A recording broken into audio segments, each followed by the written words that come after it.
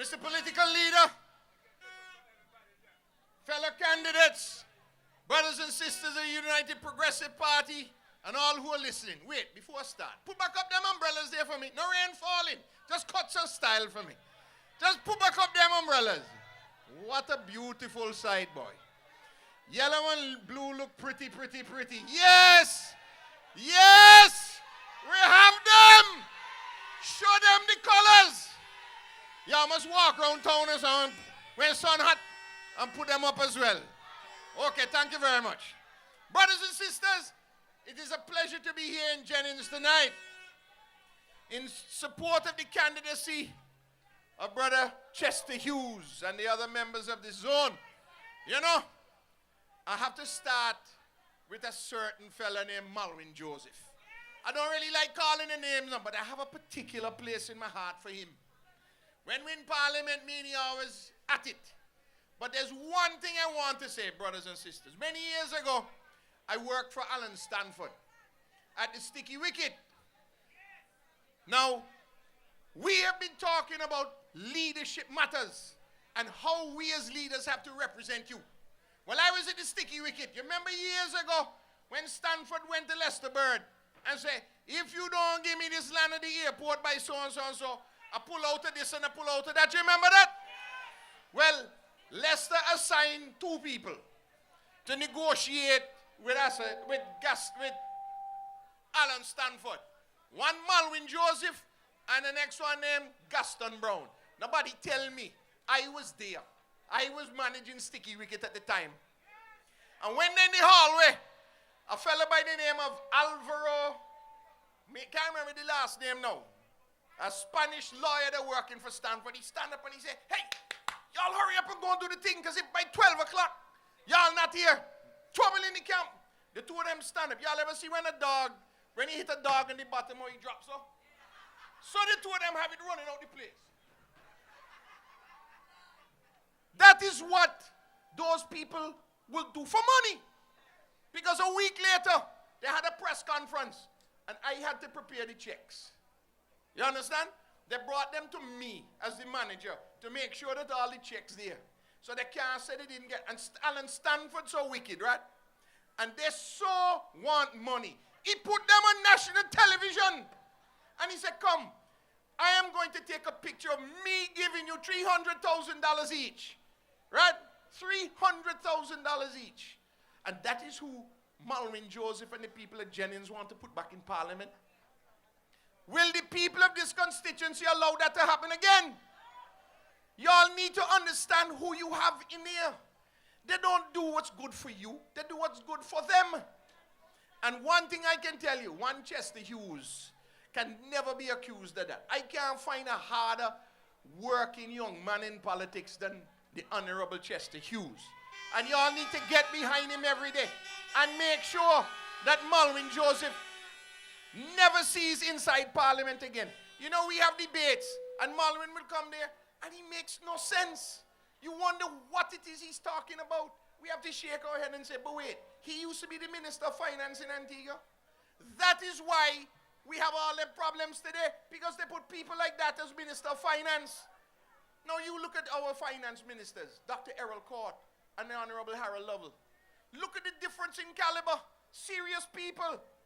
Look, I fight with Minister Lovell all the time now, because we don't agree on everything. But he can stand up and defend his position. And he says, this is why we have to do so and so. Malwin, run quick. Run quick. Get up. And the man slap his hands and get up. Go quick. And the two of them ducking and gone. We should never allow that to happen again. Brothers and sisters, tourism. Just recently, the Prime Minister and I had a tour of the new VC Bird Airport. And I'm hoping that in the near future, we will be able to take the public on a tour in small numbers. Listen, what a wonderful facility for all Antiguans and Barbudans. You know, they keep saying that we never do nothing. If we never did anything, how come we having a new hospital? Well, the hospital is finished as the last term, but a new airport. Look at that facility. There is no airport in the Caribbean today that will be able to compete or compare with that new airport terminal. We've redone the runway. We're now redoing all the fuel lines, and now we're going to have a new terminal. And just to give you a little idea of what's in the terminal, there are 46 what are called cute check-in points, common use terminals. Now, what that means is that the Virgin or American are checking in, and they have 15 agents to check in the plane. They can use 15 terminals, so it gets quicker. You get to go through quick, it's more efficient. But once the bags are taken from you and it goes on the counter, there are 4 chutes at the back, and the automatic is all automatic now. They go through, they're scanned they're scanned electronically, and then they move on, and then they're loaded. In other words, we're positioning Antigua and Barbuda into the next 20 to 25 years, where we will be able to provide better service for all Antiguans and Barbudans who are traveling, and all our visitors. But guess what?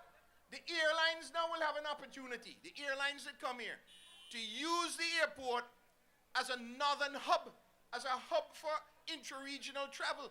We will be the only airport on this end that will be able to do that, and that is a wonderful thing. But I want to say this. You know, they said they didn't have any Antiguans working up there? When we went up there, 50 Antiguans working full-time. 50! How they say no Antiguans are up there?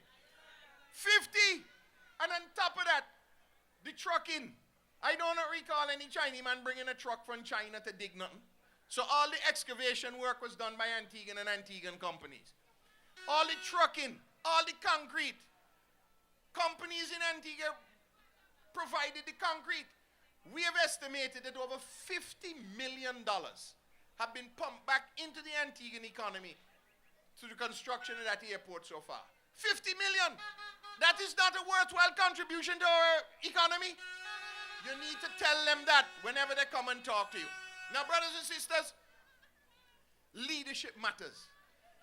When we compare the issues at hand in Antigua, it requires strong leadership. Now, let me tell you something. A couple nights ago, a certain man went to a restaurant called La Busola. Before he even reached inside the restaurant, he get in an argument with the parking attendant. And when he go in here to have dinner, they did not serve him the way he wanted to. Next thing, big fight in the place. Huffing up people's shirt, it is alleged, and mashing up plates and so in the place. Is that the kind of representation you want? Now, if one of us did that on the UPP side, they would have us in the papers. They would say, look, that is the kind of people you want. Look at this behavior. But you know what they say?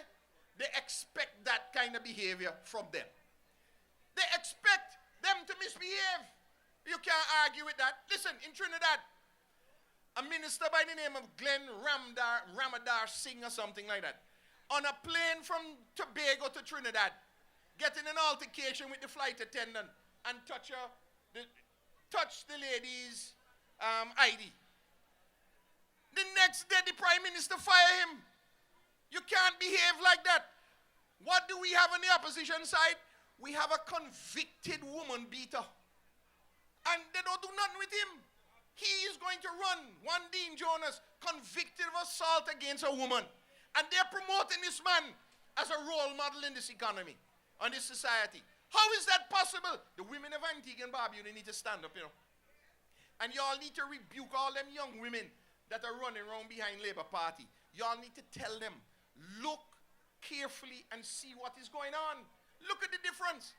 In Trinidad, all the minister did now is touch the lady's lapel, looking at her ID. The next day, he's out. Now look at what happened. Y'all hear the tapes? They like to say the tapes don't count. But y'all hear the tapes? On the tapes, they're agreeing how they thief the money, who they give the money to, which bank account it go to, who in the meeting. Yeah? And the Labour Party are promoting them as candidates. What happened in other territories? The man just touched a woman, fired, out. The ladies and the women of Antigua and Barbuda need to stand up and shout loud that you cannot put Gaston Brown and the Antigua Labour Party back in power. They do not support women's issues, and women need to be careful. We have some blessings, brothers and sisters. Put up them umbrellas now. Wear the blue and green very nicely. So, brothers and sisters, also during the week, we're going to talk through the rain because time is of an essence. We went on a tour of the new clinic in Cedar Grove. Did you all have to see that on television? A brand new health clinic for the people in St. John's Rural North and the people in the north side of the island. Where, ooh, look at rain, partner. Mr. Director, do I continue or do I let the blessings pass? Sister Jackie, what to do? Continue? I would sing, but my mother told me not to. So, we went on a tour of the clinic. And brothers and sisters, if you see this for the first time on the north side of the island, we will be able to provide pharmacy services for all the elderly and the persons in St. John's Rural North and the northern side of the island. But not only that, we're looking at ophthalmologic to make sure we have an eye care center and dentistry, put in a dental chair. So no longer will people have to come all the way to St. John's or to Clare Hall. They'll be able to go to the clinic in Cedar Grove to have these services provided. And that's important because there are many elderly people in our area. And we need to make sure that they're comfortable. They work hard in their time.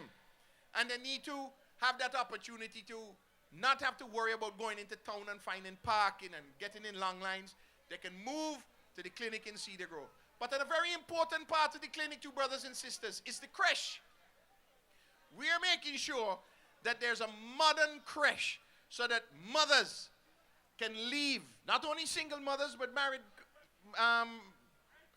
persons who are married and have children that need to have somewhere to put their young children during the day while they can go to work or go and do their business, will have an opportunity to register their children in the creche in Cedar Grove. That's very important.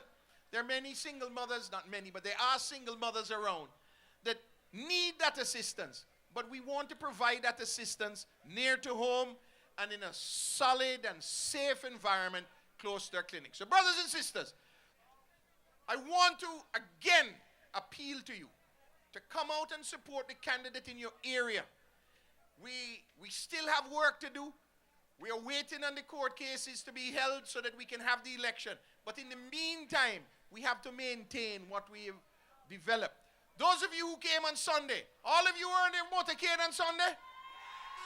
Look at people! I guess you all saw me in the quad riding around. And I'm going to tell you, I've been involved in this politics a long time. I don't recall ever being part of a motorcade or a minicade that was the size of that thing on Sunday. But what I want to point out to you, brothers and sisters, is that the people who attended were orderly for the most part. They were in their own vehicles or buses provided. You didn't see a whole bunch of rent-a-cars with young people sticking out the side. There were genuine Antiguans and Barbudans and people who live here who have Antigua and Barbuda's interests at heart. And I want to congratulate all of you for coming and making sure that we send the message to everybody in Antigua that the United Progressive Party is well represented, is strong, and that your expectation of us as leaders is very high, and that we behave ourselves and behave in a manner that you can be proud of. You ever hear of us, any of us getting in any stupidness like that? Never. The Prime Minister will not let that happen. And again, on behalf of all of us, we want to say thank you for all of you to come out, and we want to make sure that tomorrow and on Saturday that you find your representative, you find the branch office in your area, and make sure you go out and lend some assistance. So brothers and sisters, until I come again, I love you. Look forward to seeing you soon. One love.